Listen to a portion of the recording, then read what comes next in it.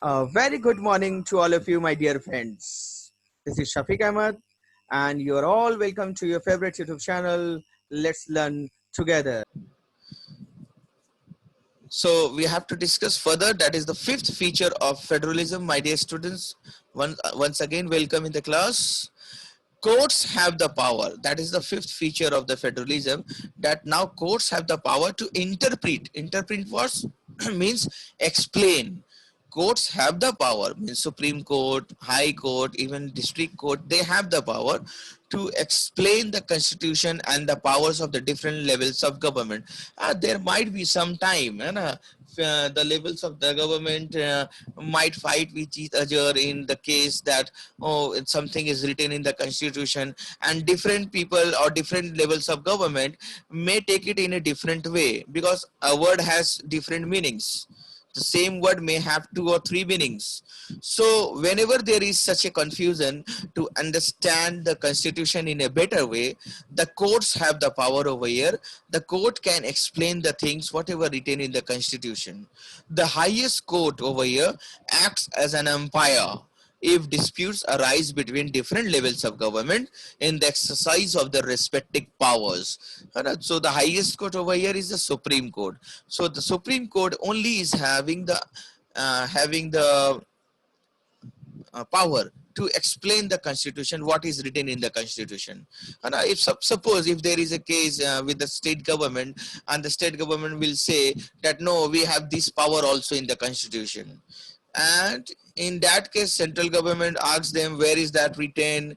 And if they fight, if there is a dispute between the central and the state government, then who has the authority over here? The highest court has the authority over here to come in between and solve the issue by explaining the constitution in a better way, explaining the points whatever written in the constitution.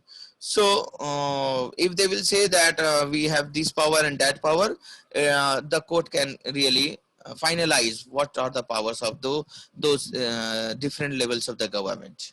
So that is the fifth feature, that court, the highest court, have the authority to interpret over there. Now let us see the fifth feature. Try to remember, I'm going to ask you all also. Sources of revenue, that is the source of income for each level of government, are also clearly specified in the constitution, so that they can ensure their financial autonomy or financial independence. Means they are the state government. Suppose the state government can raise its revenue from the state by having their financial independence. Means, the central government will not come in between and will not say or will not stop the state government if the state government is raising the taxes or just decreasing the rate of taxes. Or even the state government can also start different type of things to collect amount from the people, so that they can also look into the administrative affairs of the state. So the sources of the revenue or the income of all the level of the government, whether two or whether three or more than three also, it is also clearly specified that what are those sources from where they can generate the income to run the government. That is the sixth feature of federalism. That is the source of revenue, and for each level of government is also specified in the constitution.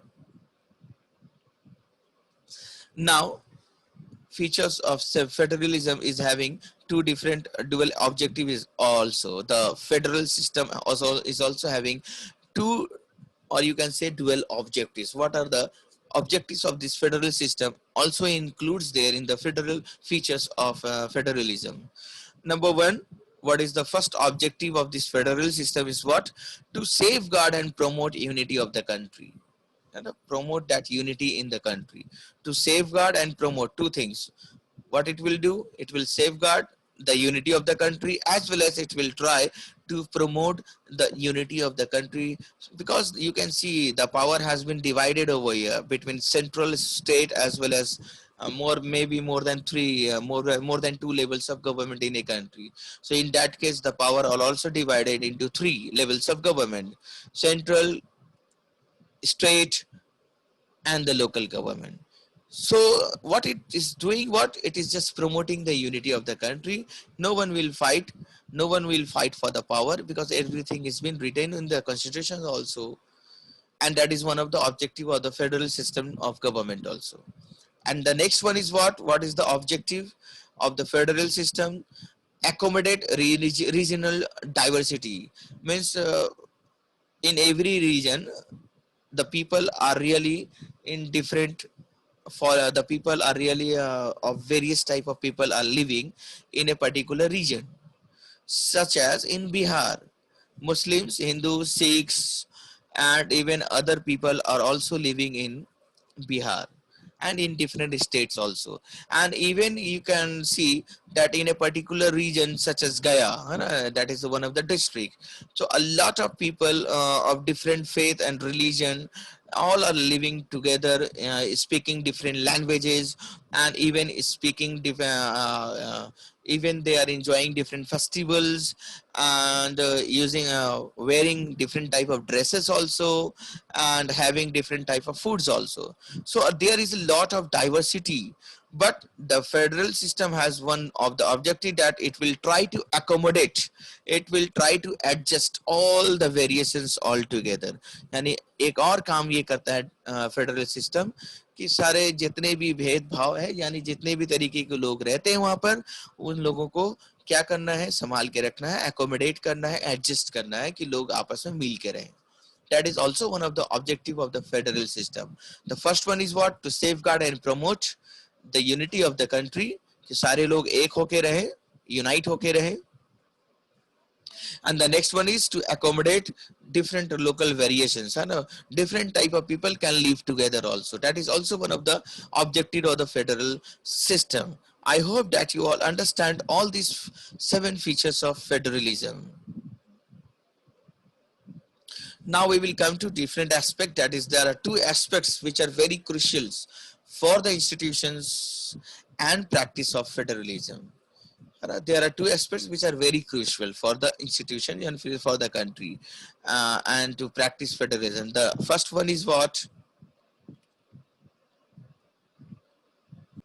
So the crucial aspects for the practice of federalism we have to see. तो 2 aspects है federalism का जो बहुत ही important है, जिसको हम लोगों को समझना है. Number 1, governments at different levels should agree to some rules of power sharing. Now, governments at different levels means state government, local government, and all over the central government. They should agree to some rules of power sharing, and which is also clearly mentioned in the country's constitution, that what are their rules. And so they should agree. They should not say, no, I am not going to give this power to the state government, and state government will say, no, I'm not going to give this power to the local government. No, it should not be like that. They should agree to some rules of power sharing. कुछ तो rules उनके आपस में होना चाहिए, where they should agree. Yes, we agree that we are giving you this power. Central will say to the state will say to the local government. They should agree to some point. You know? They should also trust each other that each would abide by its part of the agreement. And they should also trust on each other, have trust on each other, that they will say, okay, we will do our work and you do your work. So they also have to do this apart, or you can say separately. They will have to abide by their actions, by their rules, and or by their powers.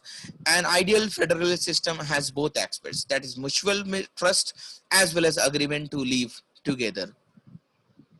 So a lot of questions may arise from where, what are the 2 crucial aspects of the institution and practice of federalism. So those 2 aspects are that the government at different levels should agree to some rules, and they should also, the second one, they should have trust on each, that they will abide by their own part of the agreement. तो agreement में जिसके लिए जो part लिखा गया है, and they will abide by, वो लोग उसके हिसाब से ही काम करेंगे. That is another aspect of the for the practice of the federalism.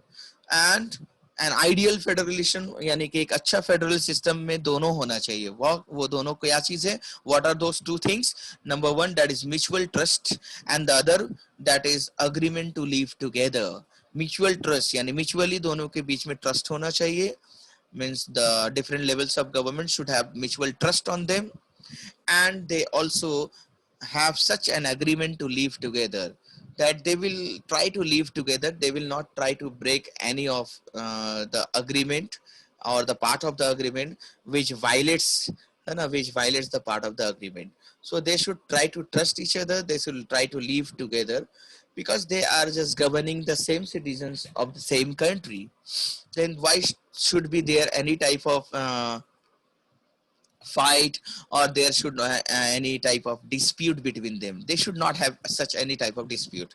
So let us see further what is the next for us types of federalism. कितने type के federalism होते हैं?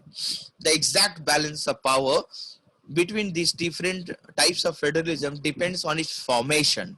यानी वो फेडरलिज्म कैसे बना है, that depends on because on the formation of the federalism, the types of federalism we can have different types of federalism only. That depends on its formation कि वो कैसे बना है, कैसे पावर को डिस्ट्रीब्यूट किया गया है, और how the country has divided or separated its powers, or divided its powers, or shared their powers. So that depends on the formation, how it has been formed. So there are two types of federation on the basis of formation. On the basis of formation, there are two types. Let us see the first one. The first one is coming together. Coming together. The coming together is the word.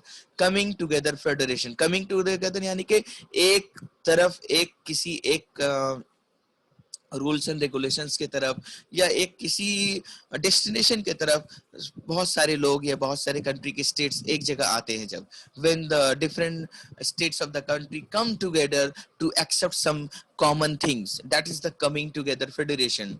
So let us see many independent states, है ना, independent states, they come together on their own to form a bigger unit, है ना. बहुत सारे state क्या करेंगे, independent state, they will come together from their own self. No one is going to force them.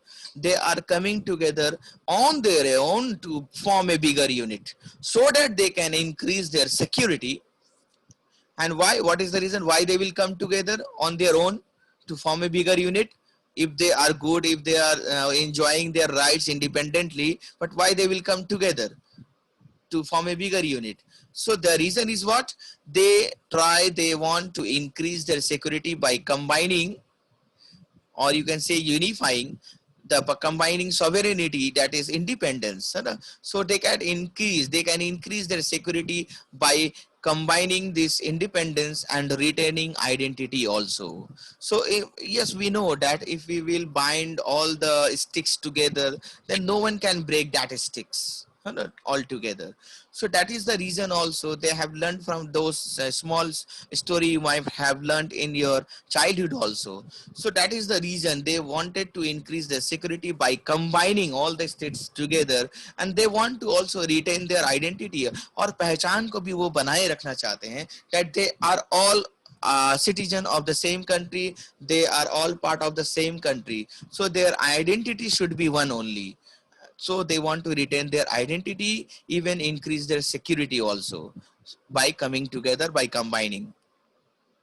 All states have equal power in this type of federation. All the states have equal power, so there is equality in sharing the power between different states. State and central government also has equal powers. So central government or state government के पास भी एक जैसा power रहता है. This type of federation में, coming together federation में, सारे states के पास एक जैसा power. All states will have equal power, and even state and central government will also have same type of power, equal powers. And even the examples are USA, Switzerland, and Australia are the good examples of coming together federations. All the constituent states, means all those independent states, usually have equal power in this type of coming together federation, and they are strongly in relation to the federal government. They are all related to this federal government only. So all the states are having equal power, and they have a strong relation to the federal government. So they all combine together and they all abide by the rules and regulations what they will lay in their constitution. They will all abide and they will all be in relation to the federal government in this coming together federation. That is all in this class, my dear students. We will go with the next type of federation in our next class because we are running out of time over here. Stay at home and stay safe, my dear students, in this pandemic time. Hope for the best in the future.